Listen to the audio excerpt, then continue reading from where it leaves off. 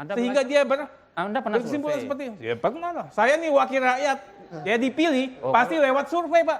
Yang kita survei juga Anda survei sendiri? juga. Enggak, kita nyewa lembaga survei. Oh, nyawa. Tapi kita paham. Oh, Enggak, nyewa kita paham. juga. Mbak Nana gini ya. Jadi bukan Anda sendiri. Tapi kita paham kan pertanyaannya Anda Oh paham iya, kan? DPR paham segala Ya bukan hal. Anda aja Kita yang tahu paham. DPR paham segala hal. Mbak Nana. Baik, Prof. Emil silahkan Jangan tanggapan seolah-olah Anda. Anda yang paham. Jadi yang menjadi soal Bung adalah ya, ada credibility gap. Bung bilang saya dipilih. Yang menjadi persoalan itu apa cara memilih itu bebas dari korupsi. Iyalah. Ada buku Bung, Jangan, enggak, Prof nanya saya terpilih bebas Betul korupsi dah. atau tidak. Saya yakin. ada laporan demokrasi for Jangan sale. digilasi. Tunggu Anda dulu, bisa jadi menteri karena proses politik di DPR, Pak. Jangan Tunggu- salah. tunggu dulu. Sekarang Demokrasi Anda for menilai sale. DPR. Sebentar, kita dengarkan. Kasih contoh, Pak, ke yang generasi muda kita, Pak. Oke. Bernegara dengan baik, Kita dengarkan. beradab dengan baik, Oke. beretika dengan baik. Anggota DPR juga memberi contoh ke rakyat dengan mendengarkan Kasih. secara baik. Silakan. Supporternya supporter apa ini? Yang menjadi persoalan adalah bahwa dalam demokrasi kita ada laporan, Bung, ada buku namanya Tapi jangan Demo- digeneralisir. Sebentar. Dengar dulu. Ih, jangan digeneralisir. Ya. Oke. Demokrasi for sale ya, dan seluruh yang terjadi penangkapan dari KPK adalah para politisi yang dipilih.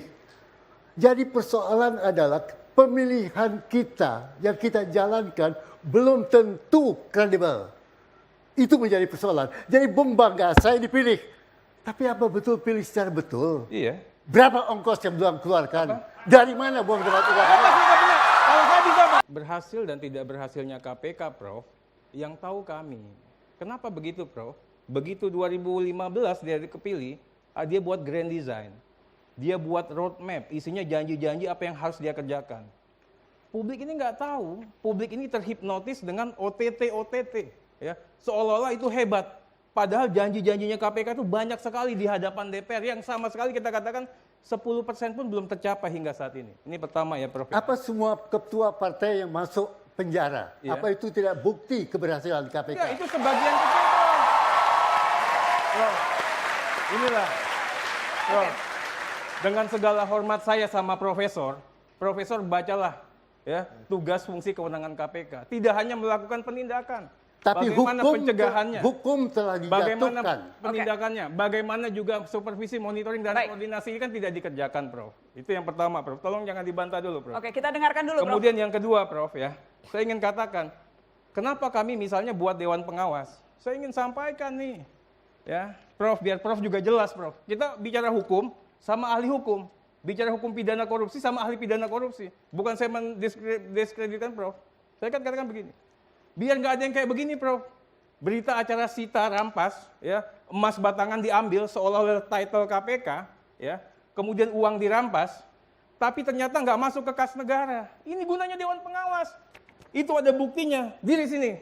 Ini ya buktinya. Ya, kemana uang itu? Ya, ini Siapa memang Anda menunjukkan bukti Anda? Ya. Anda nunjuk ke siapa? Anda Ini nunjuk sini penonton saya. kalau nggak diri. Sebentar. Saya yang Ya. berhak memanggil orang Mas untuk naik ke panggung saya. Ya. Tunggu dulu di situ, Bapak. Saya akan Kasih cek lihat dulu Anda ini siapa. buktinya. Karena tidak bisa sembarangan orang masuk TV. Kemudian Saya akan cek ya, Anda siapa. Silakan bicara dilanjutkan. KPK Gadungan, ternyata pada saat pemeriksaan itu, Prof, semua orang dipanggilin. Kamu mau dipanggil apa nggak dipanggil?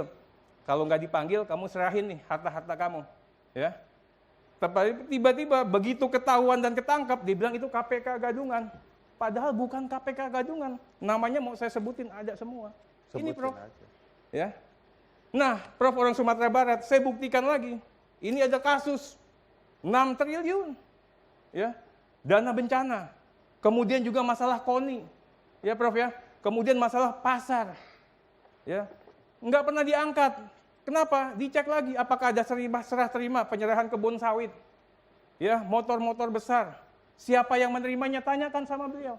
Oke. Ya. Boleh, Ingin boleh. saya katakan inilah yang ingin kita coba. Kita hargai Ya. capaian-capaian KPK, Baik, Prof. baik, Tapi bergantian kita tidak bicaranya. boleh menutup mata kalau memang harus ada pembenahan terkait dengan KPK. Saya Tahu nggak, Prof? merespon sedikit, Bung. Siapa pelakunya? Begini Bung, di dalam aturan undang-undang KPK Ah. ada kewajiban menyampaikan laporan Nggak pernah dikerjakan, Prof. Prof, tahu Tiap nggak? tahun dia menyampaikan Mana, laporan. Prof? Saya di DPR, Mbak Prof. Nana. Nggak boleh begitu, Prof. Saya di DPR, saya yang tahu, Prof. Oke. Mana? Oke. Prof, sesat. Mbak Nana, Ini namanya sesat. alasan menariknya kan begini, KPK butuh Dewan Sesat, Prof. Pengawas. Bentar, Tarik kita itu, dengarkan, kita dengarkan. Sehingga kemudian karena kerja KPK bermasalah, itu disebabkan Bukan, kamu tahu apa diperlukan lagi? Oke, Dewan bentar, kita Pengawas, dengarkan. ya. Ini bukan di DPR, Jadi- di sini semua jadi- orang menghargai pembicaraan. Itu Jadi- kamu tahu apa lagi? jadi- Sebentar, Jadi Bung sesat, Arteria, ya. sebentar. KPK kinerja bermasalah. Saya nggak mau Banyak ada yang- ruang Bung untuk Arteria, penyesatan. sebentar. Saya tidak mau ada ruang untuk penyesatan, itu saja. Ketika tadi Anda berbicara, semua orang Enggak, mendengarkan. kalimatnya juga gerombolan anggota DPR. Kamu siapa? Saya katakan begitu. Saya Betapa warga terhormatnya negara kamu. Indonesia. Ya. Sebentar. Saya Jangan bicara warga rakyat. negara Kamu ikut pemilu dulu. Saya Ikut pemilu warga dulu. Baik. Kalau kamu ikut pemilu, kamu dipilih, kamu wakil rakyat Anda Indonesia. dengarkan juga. Oke. Ya.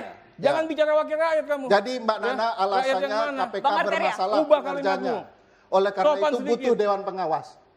Emang DPR benar kinerjanya? Kenapa tidak ada Dewan Pengawasnya? Setiap tahun, Bang Ito, Bang. setiap tahun, prolegnas tidak pernah Aduh. terpenuhi.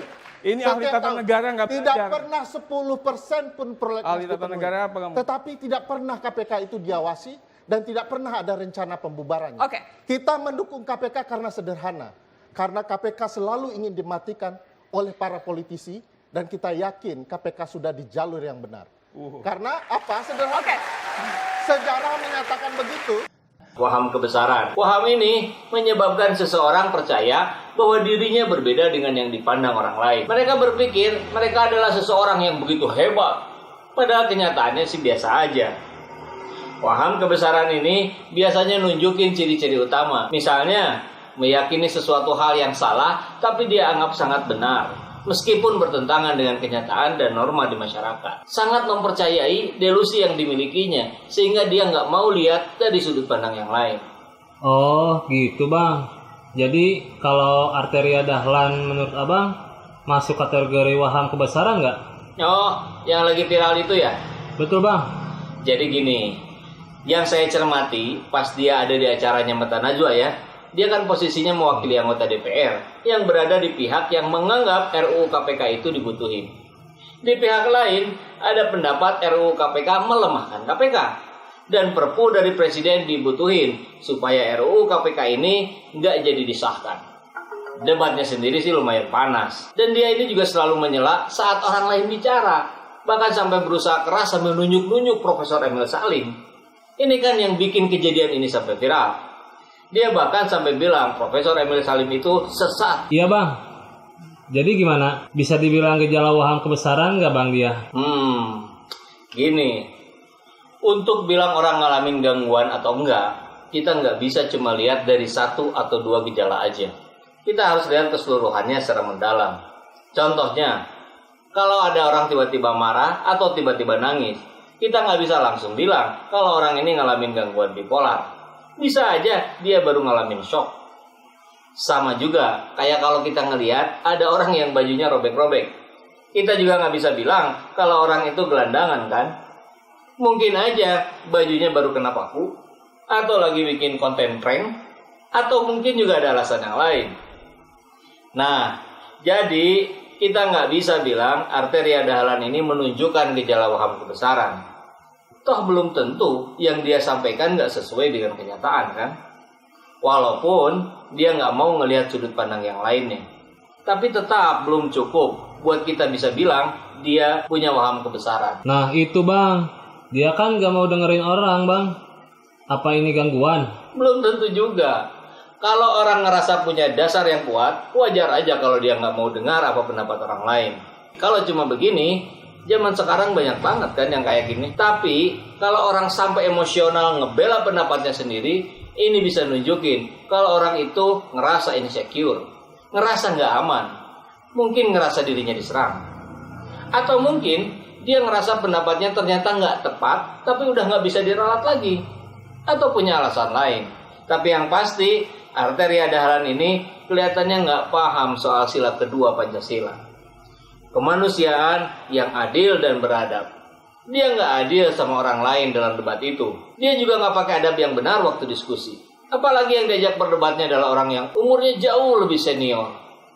Sebenarnya masalah utama bangsa ini sebagian besar adalah karena orang-orang nggak menghormati lagi yang namanya adab, sopan santun, dan kelembutan hampir punah. Jadi adab itu penting banget ya Bang? Pastilah. Kita kalau nggak pakai adab, nggak akan jadi manusia yang beradab. Perkembangan manusia disebut apa? Peradaban kan? Ya. Kalau nggak ada adab, pastinya manusia nggak akan berkembang dong. Jadi adab ini penting banget. Bahkan para ulama bilang, adab dulu, baru ilmu.